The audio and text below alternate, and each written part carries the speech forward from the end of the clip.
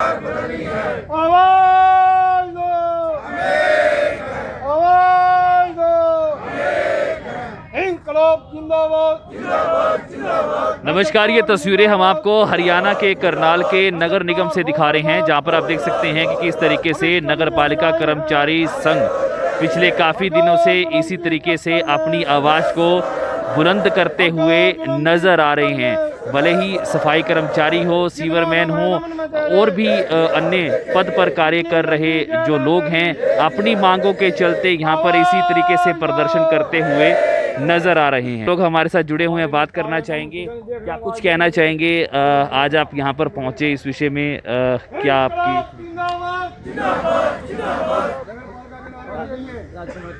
पूरे हरियाणा में पिछले कल 28 अक्टूबर से कर्मचारी 24 घंटे के लिए भूख हड़ताल पर बैठे हैं। दरअसल कोरोना वायरस जब हमारे देश में इसका प्रभाव शुरू हुआ तो उस वक्त हमने जो शहरी स्थानीय निकाय मंत्री हैं उनके साथ बातचीत की थी और उनको अवगत कराया था कि प्रदेश के कर्मचारियों पर सुरक्षा उपकरण नहीं है और जो प्रधानमंत्री ने घोषणा की है कि 50 लाख रुपया कोरोना से मौत होने पर कर्मचारी के आश्रित को विशेष आर्थिक सहायता राशि दी जाएगी, वो राशि पालिका परिषद और निगमों के सफाई कर्मचारियों को भी दी जानी चाहिए। दूसरा, हमने ये कहा था कि हम जोखिम भरा काम कर रहे हैं, इसलिए हमें जोखिम भत्ता भी 4,000 रुपये प्रति माह मिलना चाहिए। और इसके अलावा रेगुलर करने की नीति बनाने की बात थी, ठेका प्रथा ख़त्म करने की बात थी और नए पद सृजित करने के लिए सरकार से हमने मांग की थी। सफाई दरोगा के पद जो डोमिनेशन कैडर में डाल रखे हैं उनको बहाल करके नए पद सृजित करने का हमने मांग सरकार के सामने रखी थी और दर्जनों मांगों पर हमारी सहमति बनी थी। मंत्री जी ने हमसे ये कहा था कि मैं मुख्यमंत्री जी से आपका वकील बन के आपकी मांगों को मनवा करके लेकर के आऊँगा, लेकिन आज तक हमारी मांगों को लागू नहीं किया गया है, माना नहीं गया है।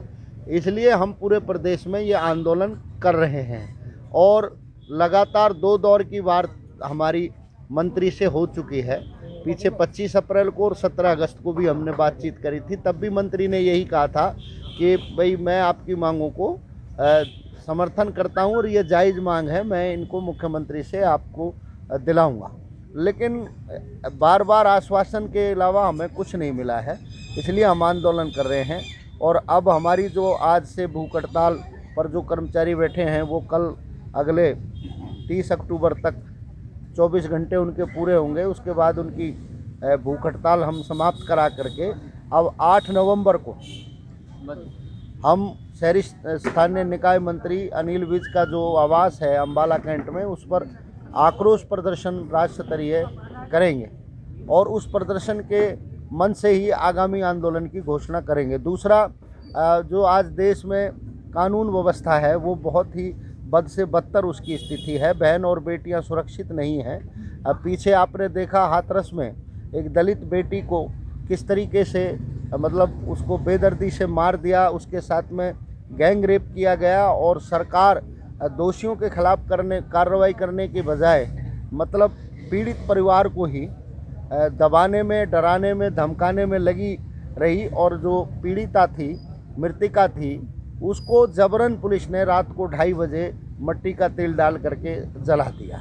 तो ये जो स्थिति है ये बहुत ही खतरनाक है। और अभी बीते 2 दिन पहले फरीदाबाद में कॉलेज से पेपर दे करके निकिता एक छात्रा वापस घर आ रही थी, उसको शरेआम गुंडों ने गाड़ी में डालने का प्रयास किया और जब वो उसने बेटी ने विरोध किया तो उसको गोली मार दी गई जिसकी मौत हो गई।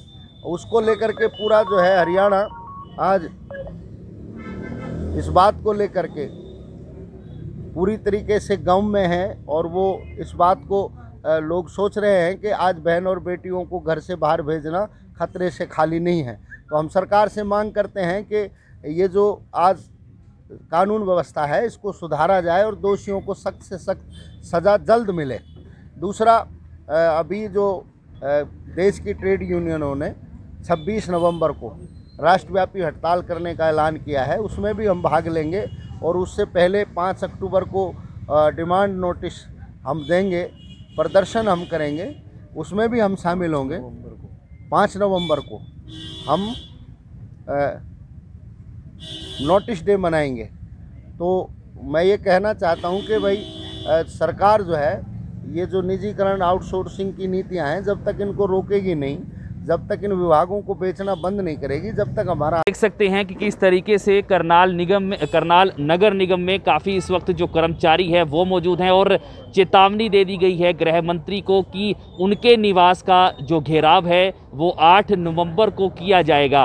करनाल जिले से ही नहीं, हरियाणा के तमाम जिले से लोग जो हैं, जो कर्मचारी हैं, वो उनके निवास का घेराव करेंगे और एक बड़ी चुनौती जो है सरकार के सामने रखेंगे। अपडेट आपको देते रहेंगे, आप बने रहेगा करनाल न्यूज़ 24।